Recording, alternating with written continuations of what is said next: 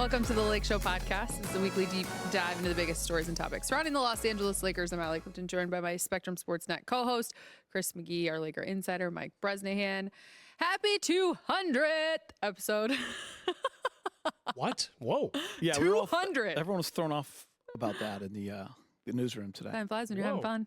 That's crazy. How many years we were trying to put it together? That I don't know. 4 years. We've been doing this for 4 years. Yeah. That's over half the time that I've been here. Yeah. 200 shows. Yeah, about 50 a year. Makes sense. Yeah. Wow. Crazy. That's I had no wild. idea. This is great. Do we have like a big party? We're going to go get steaks? I was some thinking good pizza. The red company's wine? buying for us. Yes, I think we're allowed to. Yeah. We'll just do it. We'll invoice them. Yeah. Yeah. Good times. Egg rolls. Good times. Don't sleep on those egg rolls. Do you have a favorite memory of the podcast? Wow. That's a really good question. Put them on the spot, Allie. Probably, you know what it is? I like the personal stuff that we share, like almost every time. It's not like we sit down and we go right into, all right, Geet, Lakers won by 17 in Boston last night. What are you thinking? How you feeling?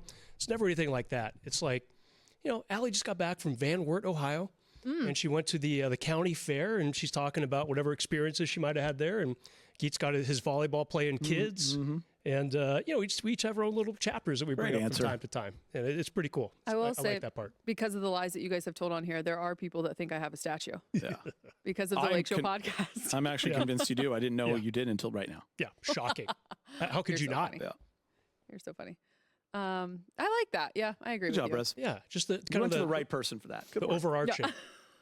But is there a crazy moment where like we had a dunk tank in here or anything No. like that? No, it hasn't happened yet. Props to all the people who have produced over these years. Yeah, right. And the time and effort they have put in. That's All who of you. deserves it. And the control room. Control room. All of you. Yep. Yep. We have literally just done nothing but come and sat in these chairs. And Brett and Facts. Nacho and Sweet Lou for setting everything up. Maybe we'll show Brett on camera one of these days. I think that's my favorite memory now that I think about it. Making all these guys famous. Yeah. Sweet Lou, Brett, and Nacho. Like cab drivers others. talk to Sweet Lou, Uber Brian. drivers. They're like, "You're Sweet Lou." It's Yeah, crazy. so- It's really cool. Congrats. Letting Brett Ritz and Johnson get together, his favorite part of our podcast every week. The bucket or bricks, Yep. the little tykes. Little Tykes bastards. Nacho, is he down there on the ground? Is that what you're looking at? Oh. Did Brett Oh, you're collapse? looking at the monitor. Like, is he hiding back there? 200th show and Brett's off today? Brett's There off he is. today? Oh, there he is. yeah, showing us the double guns. Wow. Yes. That actually, my favorite Guys, part since this is going to of be the on TV, do you want to podcast- walk out here? Do you guys want to just show everyone your faces? No, you're okay. My favorite memory of the podcast just happened on Just episode happened, 200. yeah. Why ruin it? Dave just Couple said. one-gun salutes Good from point. Brett. Let's just keep you guys very mysterious until the Uber drivers figure you out. It's like Wow. Tim the Toolman Taylor, the neighbor, who you can only Yeah, see his yeah, eyes yeah. forever. Great call. That's Brett. The fact that you know that is incredible. Or Charlie's Angels. What was his name? Boswell? The main guy? Yeah. Whatever his name was. Boss. You can never see him. The boss. Yeah. Wow. I didn't know that about Charlie's Angels. Yeah, there's one guy you never see. Well, we are shifting gears with our podcast, so which means we got to get into it because we don't have a whole lot of time. As we know, the Lakers lost to the Nets. They've now lost 2 in a row. Man, that 8-game winning streak feels like it was forever ago. Yeah. Lost 2 in a row. Obviously, in Brooklyn, we're missing Rui, Dorian Finney-Smith, LeBron James, Jackson Hayes, even though JJ said that is not an excuse. Before we dive in, let's hear from Luka and Austin Reeves on their thoughts.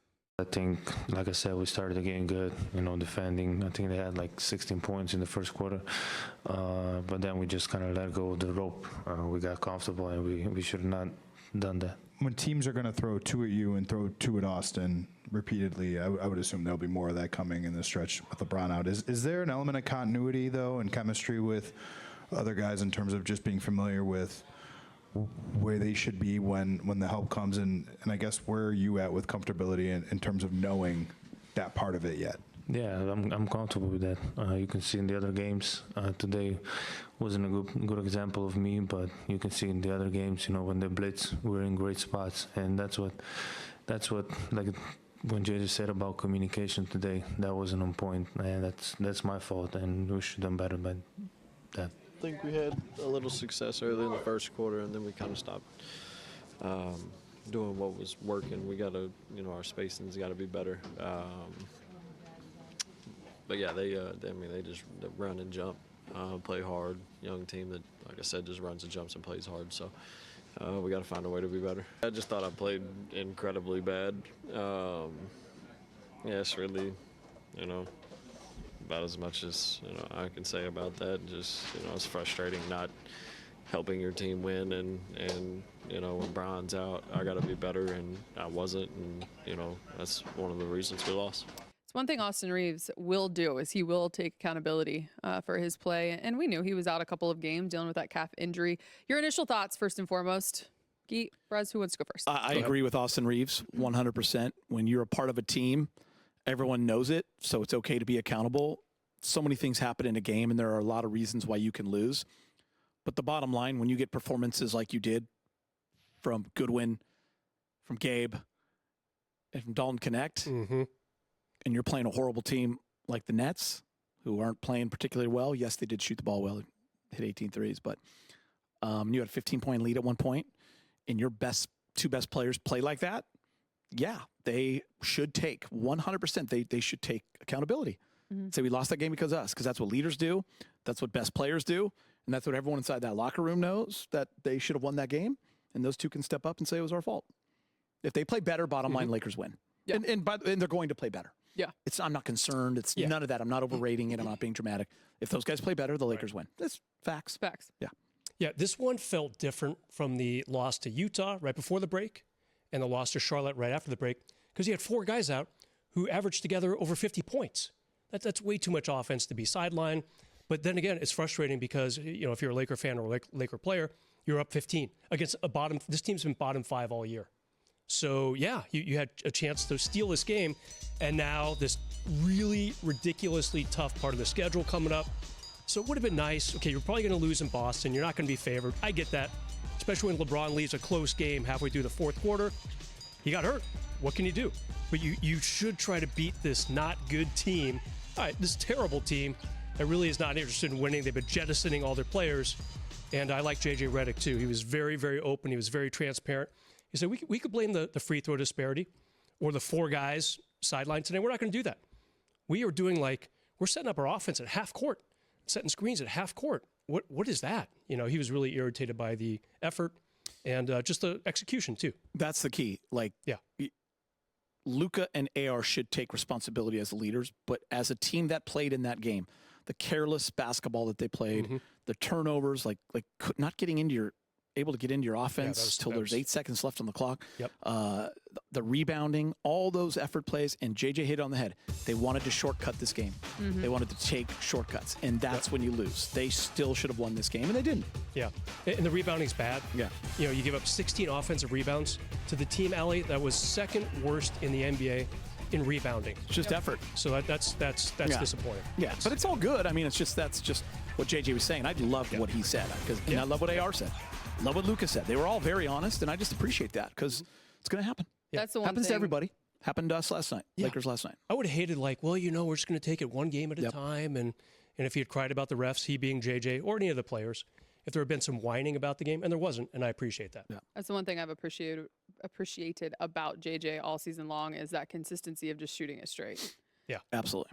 Which I think obviously that comes with the trust and the buy-in that you have from your team, but also if you want to get to where you say you want to get to, it comes with some accountability, and him being able to hold his roster to that is part of the process. You started off the post-game show with your open last night, obviously talking about there was the bad, obviously the offensive rebounds, the turnovers, Luka and Austin, just from a standpoint of the inefficiency, which they have taken accountability for. But then there was the positive, and this is what Rob talked about in the pregame too, especially without LeBron James. But when you're as shorthanded as they were last night, opportunity for other guys to get in a rhythm. And you saw a night like 19 points, 4 boards from Dalton. How about Jordan Goodwin with the season high of Phenomenal. 17, 5 of 6 from deep, and Gabe Vincent, the 24 points, the 6 of 9 from deep. There's just 11 threes between those 2 guys right there. Yeah, Now, how many did Dalton have? He had 2 or 3? 6. I think he had 6. How many threes did Dalton have?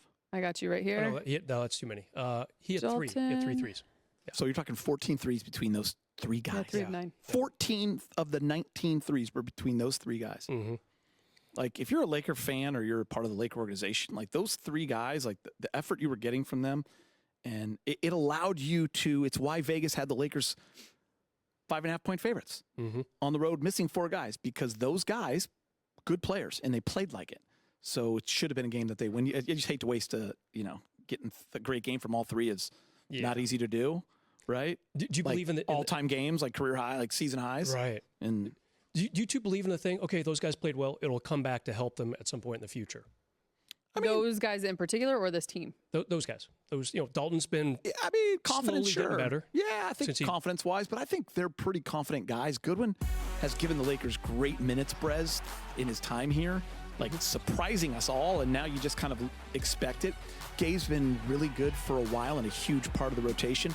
Dalton is finally coming back into form, so for him, for sure, that's really he's good. A confidence guy, so that's a great sign, and for sure that helps him moving forward. But I think it shows everyone else that these guys are good players. People that maybe don't give them enough respect that, hey, when guys are out, these guys score 20. Can one of those guys have like a Malik Monk moment in the playoffs? I mean, by adding confidence now. I mean, think about their win. What was the overtime game? When Gabe hits the 3 threes.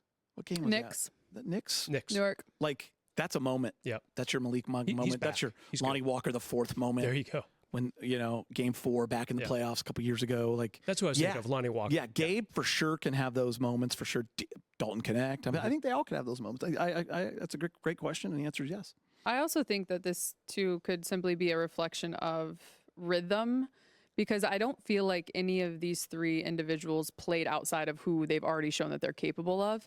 It's just more so they had more opportunities. When you get more shots and you get the ball and you are more a part of it, you're going to... But what are you going to do with it? What are you going to do with it? Yeah. Good players will, guys, if they get more opportunities, you could have a bad game, but they're also going to have great games along the way. So, yeah. And I think, too, with Gabe and Jordan, they've got a little bit more experience under their belt. Yeah. I think this more so could lean towards a positive for Dalton Connect. I feel like the whole trade rescinding is no one even thinks about it, talks about it, it's gone.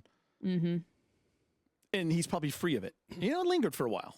Yeah. But now you forget. It's funny. I was in a locker room a couple home games ago, and he was still being asked about it by one of the local columnists, after he had a good game. And I forget which game it was. Hey, do you still think about? No. So it's going to follow him around. For sure. He's over it. But the media is sometimes going to poke. Probably, hey, if he gets like 30 points in a playoff game and it helps decide a second round playoff game, people are going to be like, hey, nice game.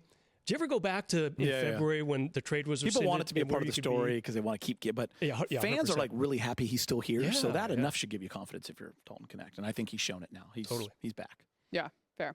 I'm going to actually tie these next 2 points together just to close out this first segment, because it kind of goes hand in hand. Obviously, as we know, LeBron James reportedly out at least 1 to 2 weeks. And then you kind of pair that with the schedule and what lies ahead for the Lakers. Starting on Thursday, correct? Yeah, big sigh. 6 games in 8 days, 3 sets of back-to-backs. You see the schedule right here, at Bucks, at Nuggets. Then you come home. You have a 12:30 start on Sunday versus Phoenix. With that game it's the makeup game versus San Antonio on Monday. And then you have the 2 home back-to-backs versus the Nuggets and Bucks. And you're assuming no LeBron in those games. I would assume no LeBron. That's what I'm saying. I don't know if that's the reality. That's tough. But I think as you game plan. That's a crucial stretch right there. Yeah. That is a crucial stretch. You got to find a way. And I think that's what's more disappointing about last night was you just needed to book a win there, because then you give yourself the breathing room with 19 games left. Now, everyone winning last night picked up a game on you. Have you looked at all the teams behind the Lakers? Yes. They all have multiple game winning streaks. Yeah.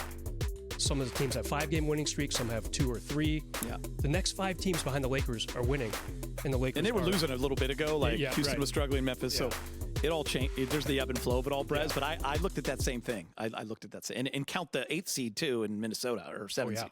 So it's even they won 5 in a row. Yeah, even all those teams in the 7-8 are like they're far State's behind them, up. but they're coming. Yeah, Jimmy Butler's bringing the Warriors up. Yep. They won a bunch in a row.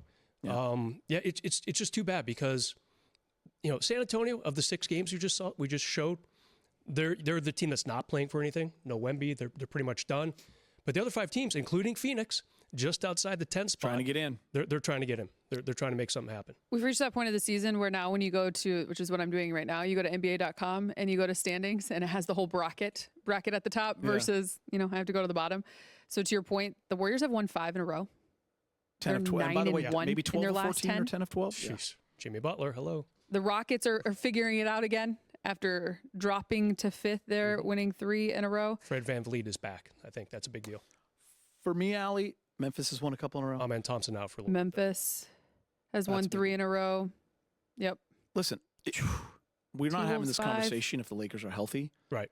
They're probably 21 of 25, and you're feeling great. And we're talking about, are you going to be the 2 or the 3 seed?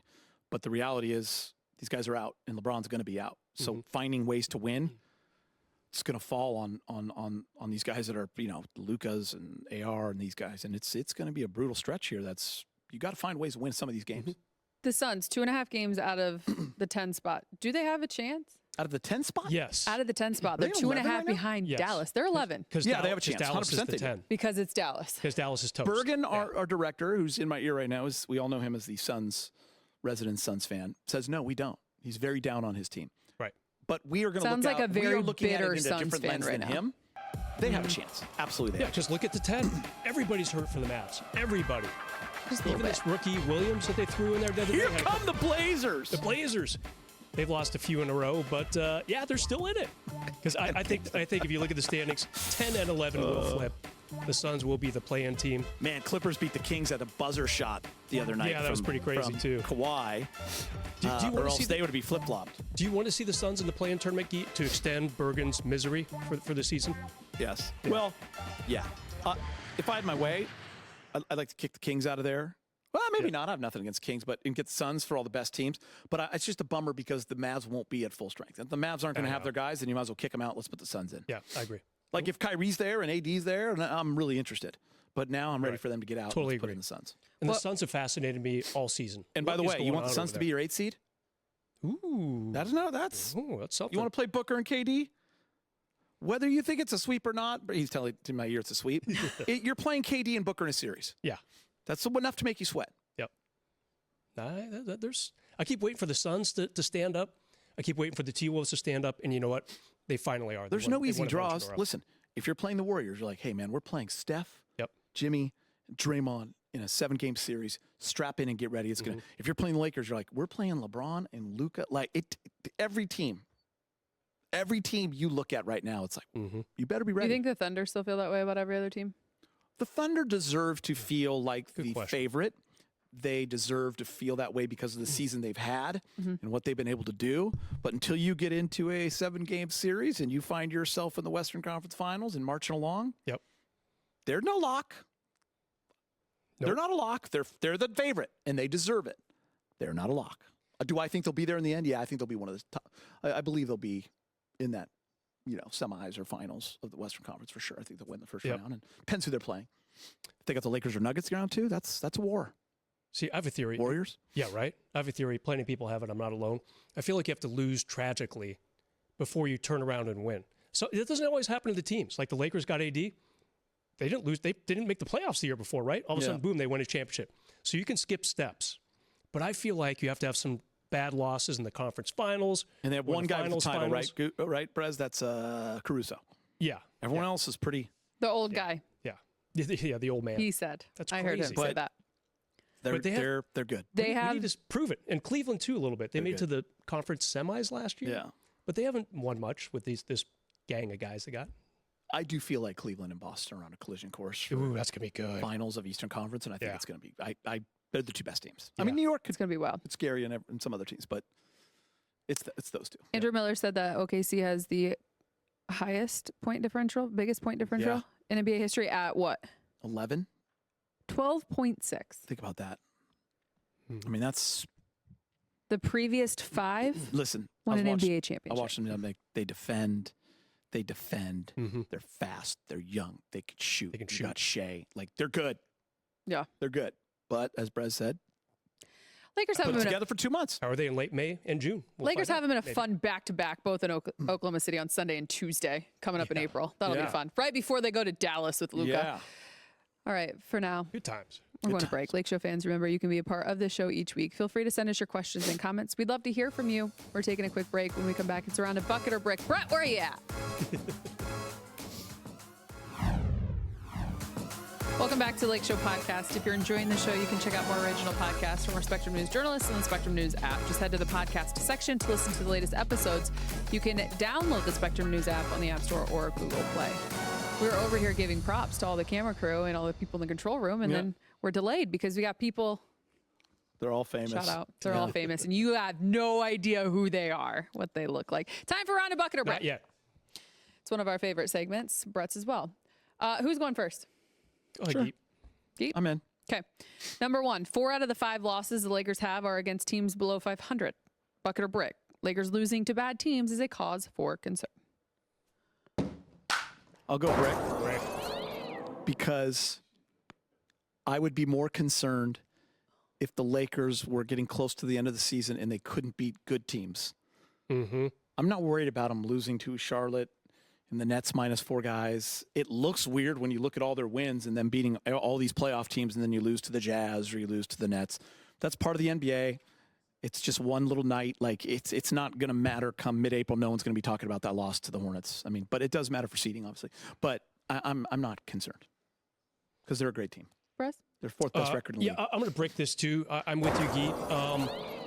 Yeah, it's so funny because earlier in the season it was, the Lakers can't beat teams over 500. Now they've proven they can do that night after night. And now it's like, they can't beat teams under 500. Yeah, they can. It's just undermanned, period. And you go back to the All-Star break, they're maybe looking ahead to it a little bit too much when I lost to Utah. And then you come back right after it, LaMelo Ball goes nuts. Absolutely crazy win for the Hornets. So I'm not worried about that. I'm with you. I mean, they beat the Jazz by 30 2 nights before. Yeah. They beat the Wizards recently. They beat all these teams. So. They've been crushing them. Yeah. Bucket or brick. Luka Doncic not getting foul calls from the refs is a problem. I need to consult with his former team on how they handled this because I struggle to handle my own behavior. Would you like me to go? Yes, sir. Brez, do you want to go? Or Go ahead. I'm going to bucket this, but it's not going to be for the reason you think. It's a problem because I feel like it's taking away from Luka and how he plays because he's arguing with refs a lot. He's getting very frustrated. And you watch this video right here. I mean, he's just getting crushed. He's not getting the calls. So, yeah, it's a concern for me because of the way it's affecting him and how he's approaching the game. It's tough. It's taking up a lot of the space instead of just focusing on the game. Yeah, I'm going to bucket it too, Geet. Like, shouldn't he, of all people, be getting the star treatment?